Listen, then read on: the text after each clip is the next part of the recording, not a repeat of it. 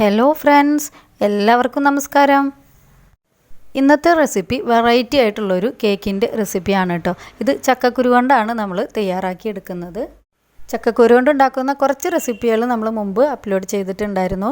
ചക്കക്കുരു കൊണ്ടുള്ള ഉണ്ണിയപ്പം, അതുപോലെ ചക്കക്കുരു കൊണ്ടുള്ള കട്ട്ലറ്റ്, ചക്കക്കുരു കിണ്ണത്തപ്പം, ചക്കക്കുരു ഷേക്ക്, ഇതിൻ്റെയൊക്കെ വീഡിയോ ഞാൻ മുമ്പ് അപ്ലോഡ് ചെയ്തിട്ടുണ്ടായിരുന്നു. അപ്പോൾ വീഡിയോ കാണാൻ താല്പര്യമുള്ളവർ ലിങ്ക് ഞാൻ ഡിസ്ക്രിപ്ഷനിൽ കൊടുക്കാം കേട്ടോ. ചക്കക്കുരു വളരെ പോഷകമൂല്യമുള്ള ഒന്നാണല്ലോ. ചക്കക്കുരുവിൻ്റെ ഗുണങ്ങളെ പറ്റിയിട്ട് ഇതിനു മുമ്പുള്ള വീഡിയോസിലൊക്കെ കുറച്ചൊക്കെ ഡീറ്റെയിൽ ആയിട്ട് ഞാൻ പറഞ്ഞിട്ടുണ്ടായിരുന്നു. അതുകൊണ്ടിപ്പോൾ റിപ്പീറ്റ് ചെയ്യുന്നില്ല. ഇപ്പോൾ നമ്മളിവിടെ തയ്യാറാക്കി എടുക്കാൻ പോകുന്നത് ചക്കക്കുരു കൊണ്ടുള്ള വളരെ ടേസ്റ്റി ആയിട്ടുള്ളൊരു കേക്കാണ് കേട്ടോ. ഉണ്ടാക്കാനും വളരെ എളുപ്പമാണ്. അതിനായിട്ട് കുറച്ച് ചക്കക്കുരു കഴുകി വൃത്തിയാക്കി എടുത്തതിന് ശേഷം അതിൻ്റെ പുറമേയുള്ള ഒരു സ്കിന്ന് മാത്രം കളഞ്ഞാലും മതി. ആ ബ്രൗൺ കളറിലുള്ള സ്കിന്ന് കളയണമെന്നൊരു നിർബന്ധവും ഇല്ല കേട്ടോ. അത് നമുക്ക് വളരെ പോഷക ഗുണമുള്ള ഒന്നാണ്. അപ്പോൾ അത് ചെറിയ പീസാക്കി കട്ട് ചെയ്തിട്ട് ഒരു കുക്കറിലേക്ക് ഇട്ട് കൊടുത്തിട്ടുണ്ട്. ചക്കക്കുരുവിൻ്റെ കറക്റ്റ് എണ്ണം നമുക്ക് പറയാൻ പറ്റില്ലല്ലോ, കാരണം നിങ്ങൾക്ക് കിട്ടുന്ന ചക്കക്കുരുവിൻ്റെ വലിപ്പം വലുതും ചെറുതുമായിട്ട് വ്യത്യാസങ്ങൾ ഉണ്ടാവുമല്ലോ. അപ്പോൾ അതുകൊണ്ട് ഞാനൊരു ഏകദേശം 1/2 കപ്പോളം ചക്കക്കുരു ഇതുപോലെ ചെറിയ പീസാക്കി കട്ട് ചെയ്തിട്ടാണ് കുക്കറിലേക്ക് ഇട്ട് കൊടുത്തിട്ടുള്ളത്. എനിക്കിപ്പോൾ ഇവിടെ 1/2 കപ്പ് ചക്കക്കുരു എന്ന് പറയുമ്പോൾ ഒരു 10 ചക്കക്കുരു ആണ് കേട്ടോ കിട്ടിയത്. ചെറിയ ചക്കക്കുരു ആയിരുന്നു.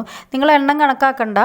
ഒരു ഏകദേശം 1/2 കപ്പോളം ചക്കക്കുരു ഇതേപോലെ ചെറിയ പീസാക്കി കട്ട് ചെയ്ത് എടുത്താൽ മതി. ചക്കക്കുരു വെന്തതിന് ശേഷം നമുക്ക് അരച്ചെടുക്കാനുള്ളതാണല്ലോ. അപ്പോൾ ഇത് 1 കപ്പ് വെള്ളം ഒഴിച്ച് നന്നായിട്ട് തന്നെ നമുക്കിതൊന്ന് വേവിച്ചെടുക്കണം. വേവിച്ചെടുത്ത ചക്കക്കുരു ചൂടാറിക്കഴിഞ്ഞപ്പോൾ ഒരു മിക്സിയുടെ ജാറിലേക്ക് ഇട്ട് കൊടുത്തിട്ടുണ്ട്.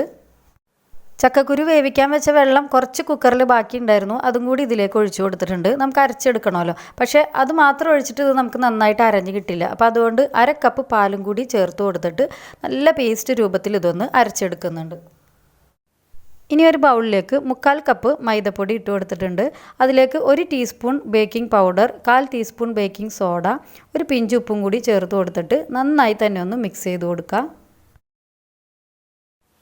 അതിനുശേഷം ഇത് 2-3 പ്രാവശ്യം നമുക്കൊന്ന് അരിച്ചെടുക്കണം. ഇനി ഒരു കേക്ക് ടിൻ എടുത്ത് അതിലേക്ക് കുറച്ച് ഓയിൽ ഒഴിച്ച് കൊടുത്ത ശേഷം എല്ലാ ഭാഗത്തേക്കും ഒന്ന് ഗ്രീസ് ചെയ്ത് കൊടുത്തിട്ട് ഒരു ബട്ടർ പേപ്പറും വെച്ച് കൊടുത്തിട്ടുണ്ട്. ഇനി അതൊന്ന് മാറ്റി വെക്കാം.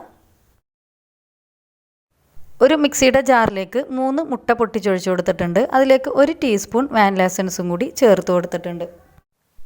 ഇനി 1/2 ടീസ്പൂൺ ഏലക്ക പൗഡർ ഇട്ട് കൊടുത്തിട്ടുണ്ട്. ഇത് ഈ ചക്കക്കുരുവിൻ്റെ ഒരു റോസ് സ്മെല്ലൊക്കെ ഉണ്ടാവുമല്ലോ, അത് പോകുന്നതിന് വേണ്ടിയിട്ടാണ് ഈ ഏലക്ക പൗഡർ ചേർത്ത് കൊടുക്കുന്നത്. അത് നിങ്ങളുടെ കയ്യിൽ ഇല്ലെങ്കിൽ സ്കിപ്പ് ചെയ്യാം കേട്ടോ.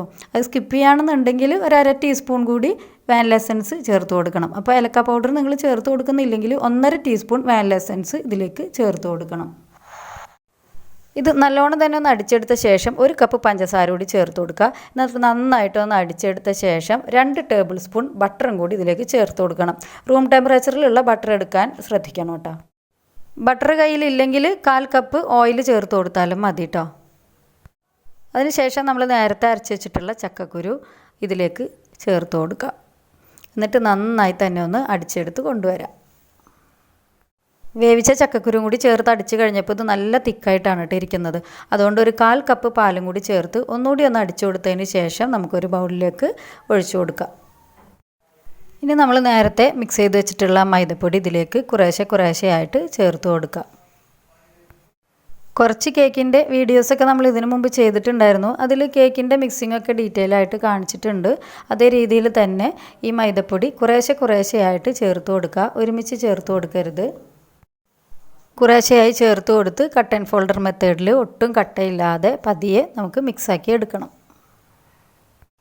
അതിനുശേഷം നമ്മൾ നേരത്തെ റെഡിയാക്കി വെച്ചിട്ടുള്ള കേക്ക് ടിന്നിലേക്ക് ഇത് ഒഴിച്ചു കൊടുത്തതിന് ശേഷം നന്നായി തന്നെ ഒന്ന് ടാപ്പ് ചെയ്ത് കൊടുക്കണം. എയർ ബബിൾസ് ഒക്കെ ഉണ്ടെങ്കിൽ പോകുന്നതിന് വേണ്ടിയിട്ട് നല്ലോണം തന്നെ ഒന്ന് ടാപ്പ് ചെയ്ത് കൊടുക്കുക. അതിനിടയിൽ നമുക്കൊരു ഓവൻ സെറ്റപ്പ് റെഡിയാക്കി എടുക്കണം. ഏതെങ്കിലും അടികട്ടിയുള്ള ഒരു പാത്രം അടുപ്പിലേക്ക് വെച്ചിട്ട് അതിന് നടുവിലേക്കായിട്ട് ഇതേ രീതിയിലൊരു റിങ് വെച്ച് കൊടുക്കുക. ഹൈ ഫ്ലെയിമിലിട്ട് ഈ പാത്രം നന്നായിട്ടൊന്ന് ചൂടാക്കി എടുക്കുക. അതിനുശേഷം ലോ ഫ്ലെയിമിലേക്ക് ആക്കി കൊടുത്തിട്ട് നമ്മുടെ കേക്ക് ടിൻ അതിന് മുകളിലേക്കായിട്ട് വെച്ച് കൊടുക്കുക. ഇനി ഒട്ടും എയർ കിടക്കാത്ത വിധത്തിൽ നന്നായിട്ടൊന്ന് മൂടി വെച്ച് 1/2 മണിക്കൂറോളം നമുക്കൊന്ന് ബേക്ക് ചെയ്തെടുക്കണം. ഞാനിവിടെ 7 ഇഞ്ചിൻ്റെ കേക്ക് ടിന്നാണ് യൂസ് ചെയ്തിട്ടുള്ളത്. അപ്പോൾ നിങ്ങളുടെ ഈ ടിന്നിൻ്റെ വലിപ്പത്തിൻ്റെ വ്യത്യാസത്തിനനുസരിച്ചിട്ട് ബേക്കിംഗ് ടൈമിന് ചെറിയ വ്യത്യാസമൊക്കെ വരും കേട്ടോ. ഏകദേശം ഒരു അരമണിക്കൂർ കഴിയുമ്പോൾ ഈ മൂടി ഒന്ന് തുറന്ന് നോക്കുക. എന്നിട്ടൊരു കത്തി വെച്ചിട്ടോ അല്ലെങ്കിൽ ഒരു സ്ക്യൂവർ വെച്ചിട്ടോ ഒന്ന് കുത്തി നോക്കുക. അത് ക്ലീനായിട്ട് ഇരിക്കുകയാണെന്നുണ്ടെങ്കിൽ നമ്മുടെ കേക്ക് വെന്തിട്ടുണ്ടാവും. അതല്ലെങ്കിൽ കുറച്ച് സമയം കൂടി ഒന്ന് ലോ ഫ്ലെയിമിൽ വെച്ച് കൊടുക്കുക. ഇതാ കണ്ടില്ലേ, നല്ല അടിപൊളി ചക്കക്കുരു കേക്ക് ഇവിടെ റെഡി ആയിട്ടുണ്ട്. അപ്പോൾ നിങ്ങൾക്ക് എൻ്റെ വീഡിയോ ഇഷ്ടമായിട്ടുണ്ടാവുമെന്ന് വിചാരിക്കുകയാണ്. നിങ്ങളുടെ എല്ലാ വിധത്തിലുള്ള സപ്പോർട്ടും പ്രതീക്ഷിക്കുന്നു. താങ്ക്